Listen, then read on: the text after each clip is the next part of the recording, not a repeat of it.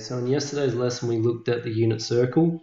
So here in the unit circle we should now be familiar with some of the different coordinates that relate to different angles. So for example 30 degrees, which is pi on 6 radians, we have these coordinates. Remember, our first coordinate relates to cos theta and our y coordinate relates to sine theta, and we used our trigonometric ratios yesterday to show y. Now all the values that are shown on this page here are values that you should start becoming familiar with. So if I say to you what's cos of 0, we should be familiar with the fact that cos of 0 is 1. Or what's sine of 0? Well, sine of 0 is 0. Then if I was to ask what's cos of pi on 2, we should see that our x coordinate is 0, whereas our y coordinate is 1. What about cos and sine of pi? Well, cos of pi is -1 and sine of pi is 0. What about of 3 pi on 2? So cos of 3 pi on 2 is 0, sine of 3 pi on 2 is -1. And for different values around the unit circle, you should also be able to distinguish what the coordinates might be.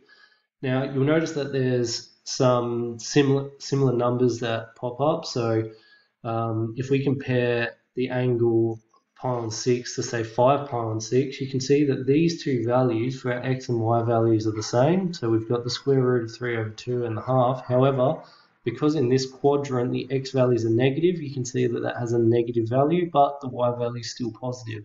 And you can use what we know about those different quadrants to help you recognize what the different coordinates will be at different angles. So really there's only a few different numbers that we need to remember, and then depending where we are in the unit circle, we can use some of that information to help us determine what those values are actually going to be. Was that 30 degrees or pi on 6? If I was to go 360 degrees around from there and I come back to that point again, so if I was at 390 degrees, then these would still be my coordinates because I end up in the same place. Or if we consider in terms of radians, if I have pi on 6 radians and I add 2 pi to this, then my two coordinates are going to be exactly the same. So we just have a look at this here.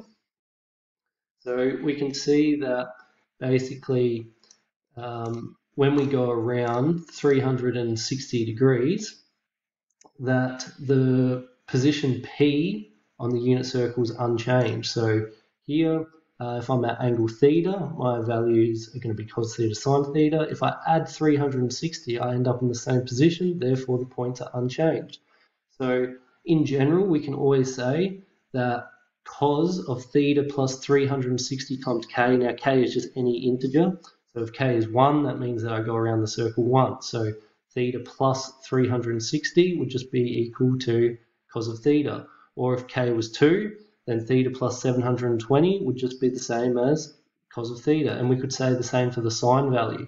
Now, that's if we were looking at it in terms of degrees. If we were doing it in terms of radians, then it's basically k times 2 pi. So if we go once around the unit circle, then k would be 1. If we went twice around the unit circle, then k would be 2, and so on. So let's consider some point theta, and if we went around the unit circle once, so k is 1, so then the value of theta plus 2 pi, the cos value of theta plus 2 pi would just be the original value, and same goes for the sine value.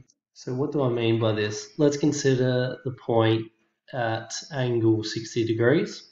So you can see that at 60 degrees my x coordinate is a half and my y coordinate is square root of 3 over 2. Now what if I was to consider, so from 60 degrees I come around my unit circle, I go all the way around until I come back and I've reached this point again. So I've gone around 360 degrees.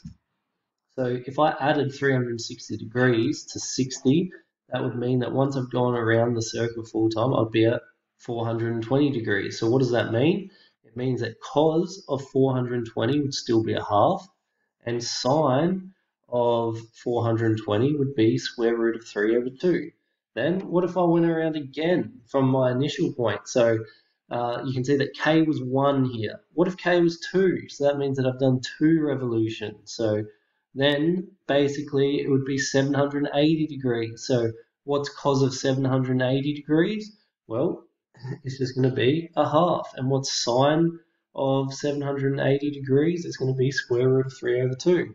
What if I went around 3 times? Then it's just going to be theta plus 360 times 3. So this is if we're dealing in with degrees. If we were going in radians, then rather than saying 60, we would be dealing with pi over 3. So then we'd add 2 pi to pi over 3. And then for 1 revolution, and then if it was 2 revolutions, then we'd add 4 pi. And if it was 3 revolutions, then we'd add 6 pi, and so on.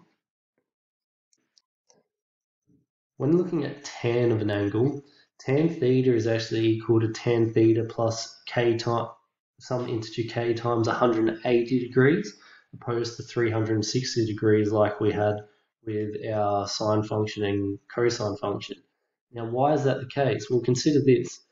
For some angle theta, we know that our coordinates would be given by cos theta sine theta. Now, if we add 180 degrees, it brings me to this point here, negative cosine of theta and negative sine theta. Now, we've already spoken about the fact that tan theta is given by the sine function divided by the cosine function. So what is a result if we do that division? Well, a negative divided by a negative gives us a positive. So you can see that it's actually in fact going to be every 180 degrees, so a half revolution or pi revolutions, which is going to give us the same values when we're considering the tan function.